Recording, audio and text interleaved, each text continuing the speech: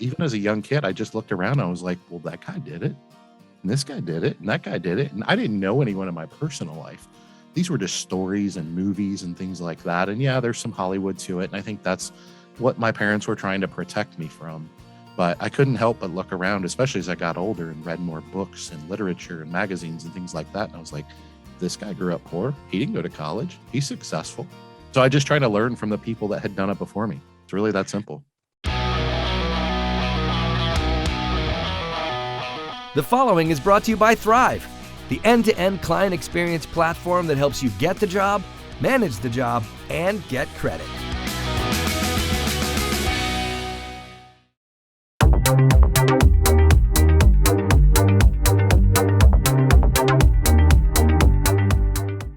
Hey, this is Gordon Henry at Winning on Main Street, and this week you get to meet the Laundromat millionaire, Dave Menz. So Dave Menz is a working class guy from Flint, Michigan. He grew up in poverty, overcame superhero-like obstacles to become the Laundromat millionaire. This story is a life and business journey that doesn't stop at rags to riches. It begins with a stubborn and obsessive mission to be a business owner with a tenacious and genuine purpose to help others do the same, even if you also don't have a college degree, or perhaps because you have one. That's the lead-in, by the way, to Dave's new book, which is called Laundromat Millionaire, and Dave's going to be talking about when that's coming out, and he's got a new publisher he's very excited about. And Dave is the proprietor of the multi-million-dollar chain Queen City Laundry in Cincinnati, Ohio. Welcome, Dave. Hi, Gordon. Thanks for having me. That was a fantastic intro. Thank you for that. So, Dave, your background plays a big part in your story. So let's just start there. Your background, where'd you grow up? What was it like to grow up as Dave Menz? Yeah, so as you mentioned, I grew up in Flint, Michigan, which has now unfortunately become famous for this the water crisis that's there. But that's where all my family grew up. I was a GM baby. My dad didn't work in the GM factories, but pretty much everybody else in my family did. And we grew up really poor. I had a stable home. My father and mother loved each other very much, so I was very blessed in that way. But as far as money, my parents got pregnant and married their senior year of high school. And so that was with my older brother. I was born about a year and a half later. And so, when you have two kids before the age of 19 and you're married, you're starting out behind the eight ball. And my dad's a scrapper himself, and he worked really hard through corporate America and promotions and took some community classes and things like that. And kind of dug us out of poverty by the time I probably graduated from high school. We were probably more lower middle class. But what I always tell people is, it wasn't, it was a great upbringing from the stability in my home. But as far as where we lived, it was a pretty rough neighborhood. We were kind of always behind the eight ball. And so it was the stereotypical poverty story where you just don't have much of anything. A lot of times you don't have what you need, but you certainly never have any of what you want. And the good news of that is that it kind of burns this mentality into your psyche that I call grit. And what it does is it kind of burns into this reverse, how should I say that? Sort of a reverse mentality towards entitlement, I guess is the best way to put it. A lot of people think they're entitled to certain things. I am under no illusion that not only am I entitled to anything, but that no one will ever give me anything. That was burned into me very young, not because anyone said it, but just because that's how life was. And so that was kind of my upbringing. And so from a very young age, I learned that if I wanted anything in life, I was going to have to figure out a way to go get it. But the good news is probably by age 6 or 7, I realized that I live in America and then I could go get it. Might not always be pretty, might not always be easy, but I could go get it. And so that's also something that was kind of burned into my mentality. And I just call that good old fashioned grit. And so that was kind of my upbringing of, I was always kind of wanting to be a little business owner, an entrepreneur, cutting grass, delivering newspapers and the lemonade stand and selling candy and all those things, just to get anything that I wanted or needed in life. And so, I always tell people, look, a lot of people had it a lot worse than me. I'm not here to cry about my upbringing. In fact, I wonder, my children nowadays who kind of do have this sort of privileged upbringing, I kind of wonder, am I doing them a disservice? I look at my wife sometimes, I'm like, they're awful soft. So Yeah. I'm not sure that that negative that a lot of us see it as a negative hasn't Mhm. turned into a positive for me in my life. Mhm. Mhm. Yeah. Interesting. Were your parents business people, or your father a business person? Mm. Did any of that come from them rubbing off on you? No, that's also an interesting caveat to my story because I've learned that many, I would argue most entrepreneurs and business owners were raised by entrepreneurs and business owners, at least the ones that I've met.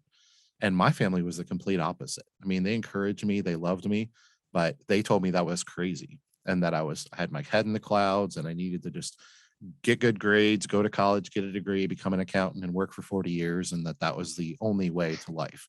And that all this other stuff was just Hollywood. It wasn't even real, and that all I would do is work really hard and end up being bankrupt, is what they told me.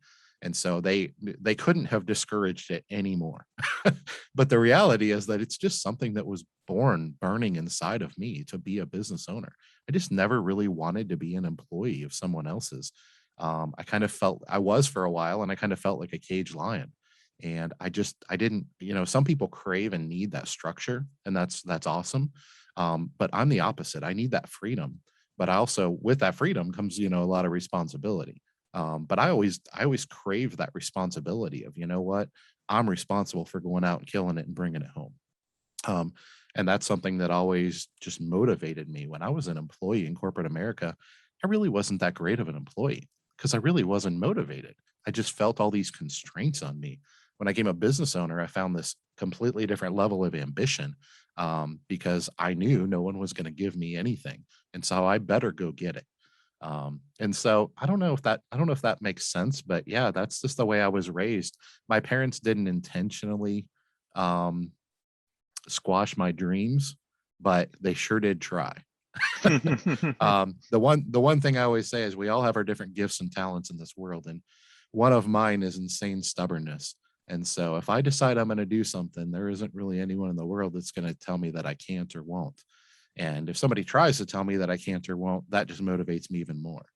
And so while I loved my parents and still do, and I respect them tremendously, I just never believed them. Because Right. even as a young kid, I just looked around and I was like, well, that guy did it.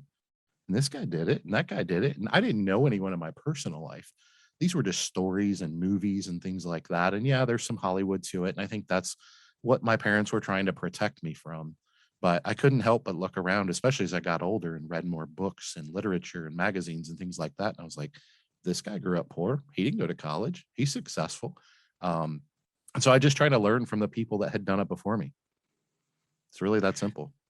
So how did you get into the laundromat business? You actually found the first business I read on Craigslist. Is that right? Yeah, that's a true story. Yeah, well, as I mentioned, I worked in corporate America for about 12 or 13 years, and I kind of got burned out in my early 30s. And I looked at my wife one day and said, I told you when we were dating that I always wanted to be a business owner.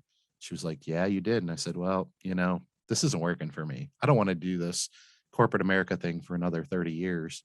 Um, and so she and I sat down and kind of had a monumental conversation in our marriage. We said, all right, what are we going to do about it? Because we didn't have a lot of money. We were very middle class, had a young family. She was a school teacher. And we just said, all right, well, we need to start making different decisions. And so for about 3 or 4 years, we sacrificed and lived well below our means and saved up a pretty good amount of seed money for a business, not really knowing what that business would be. And honestly, I didn't even care what the product was. Mm. I was just mostly motivated by and inspired by all things business and entrepreneurship. The product wasn't really important to me. And so I looked for 3 or 4 or 5 years, and everywhere you could look for a business for sale. The internet was kind of just starting to get a little bit robust. And so there were some tools out there and things like that. And I found Craigslist, and I would sit on Craigslist for hours and hours and research businesses for sale, which was a category they had back then. They probably still do. And I would look at any business that was for sale. And some of them I would go further down the journey of, is this for me? And some of them would tell me really quickly that that wasn't a good fit for me. Um, and long story short, I ended up finding a local laundromat for sale just a few miles from my house. And I had lived in this community at that point for probably over 20 years, in Cincinnati, Ohio, which is where I live now. Mm. And I just jumped in my car. It was 5 minutes away, and I drove up there, and I was like, I know exactly where this is. Hmm. And I went up there and I looked at it, and the only thing I could think was, holy cow, this place is a hot mess. I mean, it was just disgusting in every way, shape, and form. And so I started doing some research and some diligence, and I looked at all the other laundromats in about a 20-mile radius of this one, and every one of them were in just as bad of shape. And I remembered back to being a young kid. I was in the 6th grade when we moved to Cincinnati. And I remembered that that laundromat used to be a booming place. And I thought, well, I don't know a lot about business, but the laws of supply and demand kind of tell me that the community isn't properly being served here. And so I started, long story short, I ended up buying the place and found a good local mentor and a local equipment distributor that kind of acted as a mentor and a friend to me. Now he's one of my best friends. And he kind of helped me to navigate the beginning of getting into an industry that I didn't know anything about. Hmm. So, boy, I have a lot. That's a great story, and I have a lot of questions coming out of it. So, one of them is, why did you buy a business instead of just launching or starting your own from scratch? Mhm. I actually don't have an answer for that. It never occurred to me, Gordon. And now, sitting where I am today and seeing how entrepreneurs do what we do in the 21st century, that probably makes a lot more sense. But that was all I had ever researched was buying existing businesses. And the opportunities, once again, that are out there today because of the internet weren't really out there, not as robust, at least not as well known, even 12, 15 years ago when I got into the industry. They were certainly out there, but not like they are today. And so the only thing I can say is, I guess all the literature that I had read, all the books and magazines and things, like, there weren't really podcasts and stuff back then. And so everything I had consumed just always surrounded itself with buying an existing business. I don't really have an answer that's any better than that, to be honest. Now, I know you have, we're going to get into the whole laundromat business in a minute, but I know you have a bunch of laundromats now. You have a chain, basically, of Queen City Laundry, right? We do.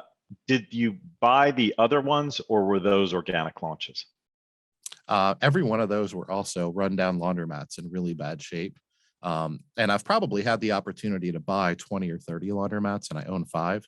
And the reason I turned down the other ones is because they weren't in great locations. And that was one of the things that I knew is, hey, if I fix this place up, I don't want to buy a laundromat that's in bad shape, but that's in a good or bad location, and then fix it up and make it nice, and then have somebody take over a better location and make it nice. Now they have a competitive advantage on me. And so that was kind of the deciding factor for which ones I bought and which ones I didn't, was how great of a location are they in. And then nowadays it even pivots more towards, can I acquire the real estate? Back then I didn't have the resources to do that, but now I do. And so those are 2 of my biggest decision-making factors in which ones to acquire and not, other than just the laws of supply and demand. But yeah, it's an interesting caveat because our industry is very antiquated. It's very old school. It's very mom and pop. When you say the word laundromat, there's a negative connotation associated with that, and rightfully so. The reason is about 75% of the laundromats throughout the entire United States are in terrible shape of disrepair. They just haven't been run right. And so there are situations where it makes sense to build a new laundromat from scratch, but in a lot of cases, it financially makes a lot more sense to take over an existing laundromat that's in a great location, that has the bones that you're looking for, and then to flip it into basically a new laundromat. The only difference is when we use the word flip, usually people think of that as selling it. And obviously I'm flipping it, creating an asset that I can monetize and serve the community. So obviously I hold them. Right. But that's also a lower barrier to entry to getting into the industry, is to buy a rundown dumpy laundromat and then kind of, as it makes some money, kind of reinvest the profits from the business back in it to just keep making it better and better. And we did that, and that was a big part of our success. We didn't take any money out of the business for almost 7 years. Everything we made, we just plowed into the second store and the third store, and making all 3 nicer. And then I actually kept my full-time job for about 5 years, while I built. Well, you were working in your corporate America job for 5 years while you were buying and upgrading the laundromat until you had enough, I guess, cash flow in order to survive off the laundromat. Yeah, we actually, when I quit my full-time job, we had 2 stores that were very, very profitable that we had not taken a penny out of for 5 years. And we were under contract to buy our 3rd location. And that one, we were also buying the real estate. And that was kind of when it came to the point, like, okay, I can't keep doing this. Because to that point, I had probably worked 90 to 100 hours a week for 5 years. I had basically slept and worked. I had missed, I mean, I had 3 young kids. I had missed several years of their life. My wife was basically a single mom. And it was just, once again, when you come from poverty, there's only one way you're going to get out of it, and it's do things that other people won't do or aren't willing to do. And so this was the only way I saw to dig myself out of poverty, and in this case, out of the middle class, because I was burned out in corporate America, and I wanted more for my family and more for myself in my life. So yeah, I mean, that was the situation we were in when I bought my first laundromat. I mean, we had like $30,000, and we had saved up for almost 5 years to have that. Um, so I wasn't going to change my family tree, and I wasn't going to change the dynamics of my family moving forward if I didn't make drastic changes and decisions and sacrifices. And so that was part of that monumental conversation that me and my wife had, is if we just do what everybody else does and just, buy that new SUV every 3 or 4 years, or buy that new house every 5 years, I mean, we're just going to be in a rat race like everybody else. And neither one of us really wanted that, but especially me. So let's talk economics of the business a little bit. So what kind of money does it take to get into the laundry business? What did you pay for the first laundry, and what does a typical person who wants to get into the business pay to buy that first laundry? Yeah, it varies a lot. That's one of the unique things about the industry, is there are people out there that have gotten into the industry for quote unquote free. And what I mean by that is my second store, I didn't actually pay anything for. But to back up to my first one, my first store, I paid about $85,000 for it. We put about 15,000 down, if I remember right, and then got a little SBA loan for the rest of it. And then, like I said, for the next several years, we just kept reinvesting everything back into the business. But the economics, I mean, you can get into the industry a lot of it depends on your market and opportunities. I mean, if you happen to live or trying to serve a market that's already oversaturated with what I call modernized laundromats, which are top of the industry facilities and operations, then you don't have those opportunities that I had. Everything within a 20-mile radius was a dump. So I could pretty much take my pick, fix it up, and I was pretty confident it was going to do well. It's a situation where you can literally get in the industry with very little money. It's just a matter of how much are you willing to sacrifice. I mean, in those 5 years, I talked about the hours I worked. I worked my full-time job. I worked 50 hours a week at my full-time job with my commute. That didn't include overtime, and that was an hour from my home.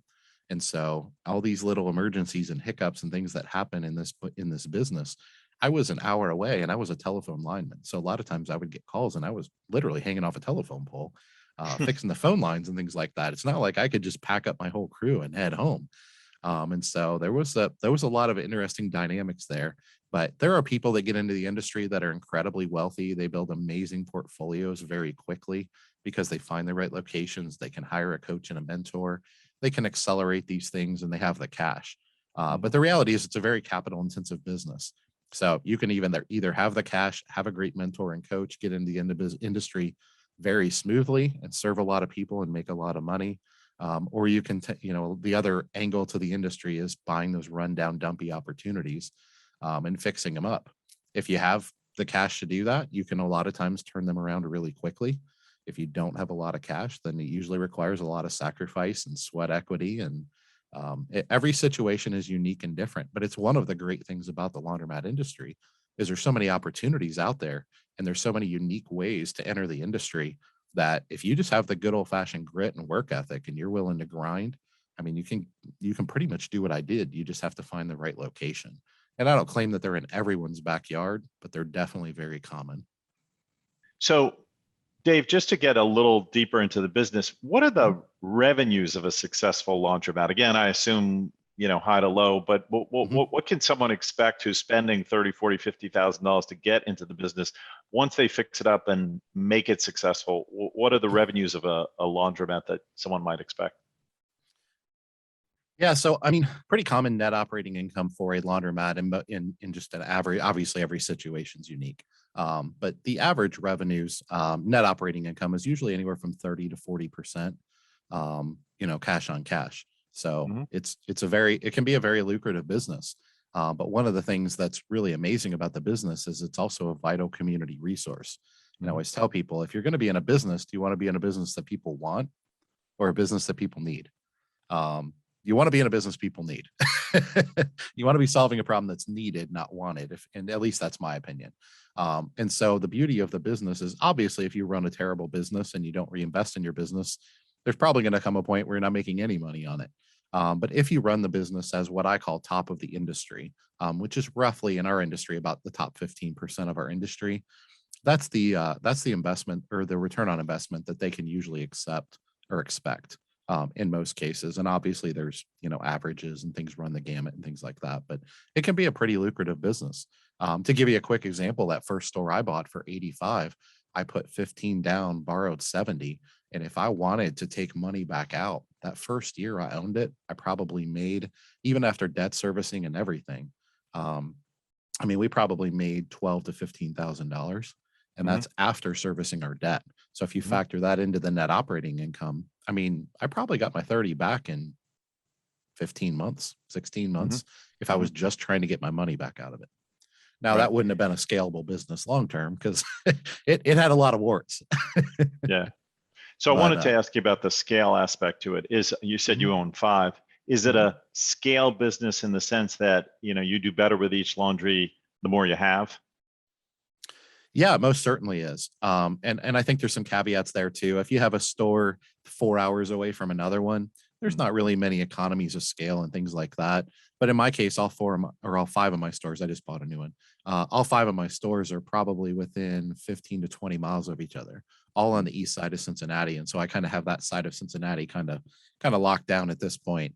And when you have that, you can build a lot of redundancies through operations and managers. And like I have one general manager that runs the entire organization. We have about 40 employees and they all report to her. Now they may not see her for weeks at a time because each store has its own store manager, but our attendants, our store managers, our general managers are all cross-trained from store to store. And so when it comes to redundancies and backups and things like that, it can be really helpful operationally.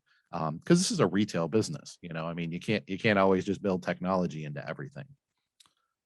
Right. What are some things about the laundromat business you think the average observer wouldn't understand that you understand now? What are the secrets that maybe casual observer wouldn't get?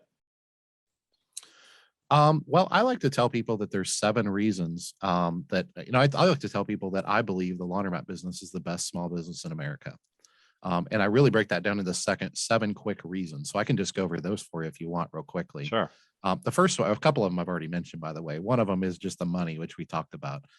Pretty good returns on investment, pretty low barrier to entry. It's a vital community resource, meaning that it's a recession resistant business. It's needed rather than a wanted community service. It's a simple cash business because there's not a lot of accounts receivable, very little, if no inventory management. You can run it with very little staffing, which everybody that owns a business knows that, managing people can a lot of times be a difficult thing to do. The simple cash business aspect, all payments are made up front. So the bookkeeping, if you've never owned a business before, it can be a great business to get into to kind of get your feet wet and learn how to run a business and all the little idiosyncrasies that come with it. Another thing that's fantastic about the industry is that it's flexible. A lot of people like to sell this industry as passive, and it's not. But it is. You could call it semi-passive or flexible. And what I mean by that is it can be a great side business. So I'm an example of someone who worked my full-time job for about 5 years before I left, and I ran 2 stores and was under contract for my 3rd. The reason I was able to do that is because, yes, I had responsibilities. I had a lot of things to do in the business, but when I did them was mostly up to me. I could do them at 7 at night after I got off work, or I could do them at 3 in the morning if I wanted to. I had things that need to be done, but I didn't have to be there all day, every day. And the business didn't, for the most part, didn't dictate to me when I needed to be there. I got to dictate that to the business. And so whether you're someone that has a full-time job and wants to create a quote unquote side hustle, you can do that. And you can do that permanently if you don't want to grow the business. But if you want to grow the business into something substantial, then you can grow it to the point where it just outperforms your corporate career, and you can eventually leave, which is what I did. So it creates that flexibility to work around any particular schedule, which is important. Yeah, super helpful. Yeah. So Dave, I want to turn now in just a minute to this mission you seem to be on to help Mhm. other people. As I referenced at the beginning, you've written a book. The book is now going to be published in a few months. You're on podcasts. I've seen you on YouTube. You've become sort of a celebrity in the laundromat business, or you're on your way to it. And it's curious to me that you've sort of taken on this mission of wanting to help Mm. others. But first, we're going to hear a quick word from our sponsor, and then I'm going to come back to that question. So hang on just 1 minute. Sure. This episode of Winning on Main Street is brought to you by Thryv, the end-to-end client experience platform that includes everything small business owners need to meet their customers' expectations. Thryv's award-winning and fully mobile interface delivers technology previously reserved for big business to the fingertips of small business owners nationwide. Thryv's built specifically for small business, but there's nothing small about what it can do. Thryv handles your entire customer experience, helping business owners reach more customers, stay organized, get paid faster, and generate online reviews, all from a single device or screen. To learn more about Thryv, visit winningonmainstreet.com and click on Get a Demo. When it comes to software to run your business, there's no comparison. Check out Thryv today.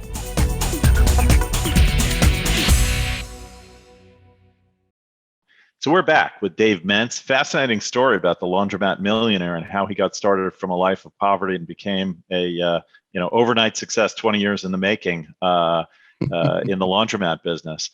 So Dave, I was asking you've now become kind of this missionary of talking about how to lift yourself out of poverty, how to get into a sort of non-sexy business like laundromats, and some of the things it takes to get there.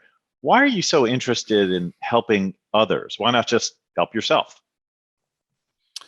Yeah, that's a fantastic question. It's something that I'm definitely very passionate about. I think the main reason is because as I have served these communities that my stores are in that didn't used to be served properly, I've seen what a vital community resource looks like when it's down and when it's up. And it can absolutely directly affect the morale of the community. And when something's a vital community resource, it's important, is what it boils down to. And so as we fixed up these places, I've seen that, many, many, many times have people come up to me with literally tears in their eyes, and they just thank me for fixing up the local laundromat because they had to go there either way. They didn't have a choice but to, once again, if 9 of them are in bad shape, what are you going to do? Pick one of 9. And so I what it really boils down to is it's 2 things. One is my faith. I believe that we're here to serve each other. I believe that that's why we're here, and that we can make money and support our families and change our communities through servitude. And that's something that we should all strive to do. Not everybody does, but I believe we all should. And so what I did is I looked at this and I said, wow, what a monumental change I've made in these 5 local communities. That feels really good. I feel really good about that. I make a nice living now. I love what I do. I've created a bunch of jobs that didn't exist. But then I fell in love with the industry, meaning that I'm a big networker.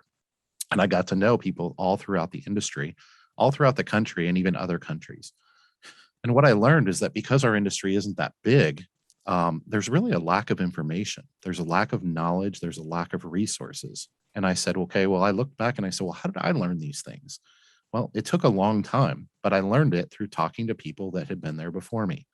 And one of the things I learned about it is the laundromat industry is pretty antiquated, meaning even the top of the industry, the most successful people, most of them work full time in their business. And that's how they're successful, is because it all goes through them. And that's not the business I created. I created a business with layers of management and general managers, and I don't work in my businesses. I'm there, but I'm overseeing and leading the operations and the vision for the future.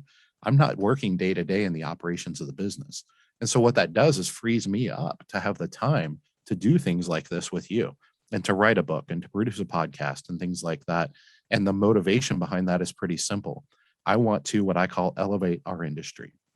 I want to bring knowledge to our industry because I believe that if I do that, there's thousands and thousands of good people out there in the world that either own laundromats, or if they knew what they were really getting into, would be interested in owning laundromats. And that if I educate them and I inspire them with my story and my knowledge and experience, then what will they do? Hopefully they will go into their local communities where these 70 to 75% of laundromats are underserving their community, and they will do it better. Now, it may be someone that already owns a laundromat or two and has owned a laundromat or two for 20 or 30 years and just didn't know how to do it any differently. And then they hear this story of, wow, there's this other part of the industry that I never knew even existed because I'm working 50 to 60 hours a week in my business and never had the opportunity to network and educate and listen to podcasts and things like that. So it's twofold. One of them is there are people in our industry that take this industry and their communities for granted. No doubt about it.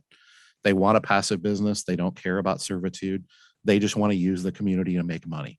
My focus there is to find people outside the industry that are like-minded as me and with their hearts, and they want to come in and serve the industry, serve their communities, and they know that that will be a profitable endeavor for them. So I want to tell the story to the mainstream world of what the laundromat industry is, because there's a negative connotation associated with it, which is a well-deserved reputation. But the reality is I've decided that I'm passionate enough that I'm going to do something about it. So the first thing is I want to attract people from outside the industry to our industry by showing them the good side of the industry and how fantastic it is. And then the second is what I talked about a minute ago, which is I want to teach people that are my friends and people in the industry that there is a different way of doing things. And it's all predicated on education and inspiration. That's great. You've also been sort of an industry pioneer in terms of, I guess, innovations. And one of the things, I don't know if you'd call it an innovation, but it seemed that way to me, was this, I guess, mini business you call Happy Nest. And Happy Nest, I understand, is the laundry pickup and delivery business, which seems sort of obvious, but I guess a lot of laundromats, they just expect people to show up and it's coin operated and they, or maybe credit card now, but you do this delivery business. Tell me about that. How did you decide to do that, and how's it doing? Is it growing? Yeah, our pickup and delivery business is booming like I never dreamed it would in a million years. I just totally stumbled into something. And because I don't do anything halfway, I mean, it's worked out pretty well, but I totally tripped into this. What it really boiled down to, Gordon, is when I got into the industry, it was a self-serve business. That's all people talk about. I eventually evolved over time with my education and my knowledge and learning from others.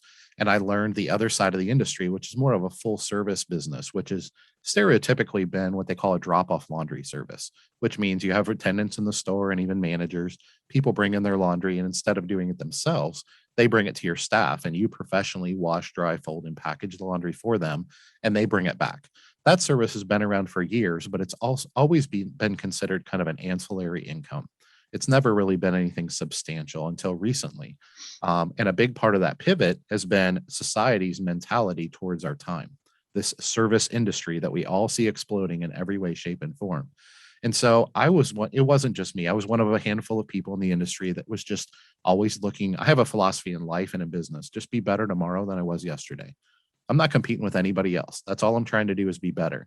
And so when you have that mentality and that attitude, you kind of obsessively are always looking for the next whatever to be better. And when you do that, you see opportunities, is the way that I've learned. And so I looked at things like pickup and delivery, and I said, nobody's really doing this in the industry, but I see that drop-off laundry service is booming. And I looked at our business model and I said, this is a very capital intensive business, meaning the equipment is very expensive. A lot of times you're in retail locations, which means the rent is fairly expensive. And I said, we have all this excess capacity in our equipment, in our storefront, and all these things. And so I looked at it and I said, well, what if I just bought a truck? And instead of, for self-serve and for drop-off, customers will typically only visit your retail location within about a 5-mile radius. Stats show that that's about all they're willing to drive to use your services. Well, in pickup and delivery, you can extend your storefront to whatever demographics you want to. You can be very strategic about it or very aggressive about it. And I just said, well, if they won't come further than 5 miles, I'll get some trucks and I'll go to them. And that has evolved over the years. It was way more than I bargained for. I had no idea what I was really getting involved in. I didn't approach it with the respect that it deserved, to be honest with you. But here we are, 5.5 years later, and our pickup and delivery business is now generating over twice the revenue of any of our retail stores. But our rent didn't go up. We didn't buy more equipment. You're just leveraging existing infrastructure. And that's actually one of the 7 reasons that I talk about the laundromat business being the best small business in America, is because it's now fully scalable. In the past, you were pretty limited by your community and your competition and what they did or didn't do, and you didn't have a lot of control over that. But now you can build a scalable business model. And to give you a quick example, that fourth store that I bought before I started pickup and delivery, that store was generating about 350,000 a year in gross revenue at about a 30% margin. Now that store, which we run our pickup and delivery business out of, does about 1.2 million a year at about 35% margin. My rent didn't change and I didn't buy any more equipment. Now that is a very labor intensive business. So a lot of those, that's why the margins are the same, is a lot of that goes to a different pot, if you will, in the business model. But if you know how to perfect the model and you're focused on serving others and building a brand and a reputation, it's something that can be very powerful. And if you look at, I tell our industry all the time, I'm like, I have a lot of friends that are in other industries, especially the restaurant industry. And if you look at them, they're all focused on what I call throughput, which is just efficiency is all it is, capitalizing on those excess capacities and how can you generate more revenue without spending more money on CapEx. And it's something our industry has just never really done much of. It's just kind of build the store, people come. If you do a good job, keep it clean. Maybe you're attended, maybe you're unattended, maybe it's new, maybe it's old. You are what you are, and you just hope and pray and cross your fingers that nobody builds a laundromat across the street from you. That's pretty much been our business model for 65, 70 years. And I said, in the past, there wasn't a whole lot of innovation happening in our industry. But now with technology and with us being able to share information and resources and knowledge, like through this podcast with you, the industry is evolving in a way that, quite frankly, a lot of other industries have been evolving for the last 15 or 20 years. We were just kind of behind the eight ball because we didn't have that knowledge. Yeah. We just have a few minutes left, but I do have a couple more questions for you. And one, picking up on the last comment, is around the use of technology. Our company, actually, our parent company, Thryv, makes a CRM for small businesses that help small businesses basically track who their customers are and communicate with their customers.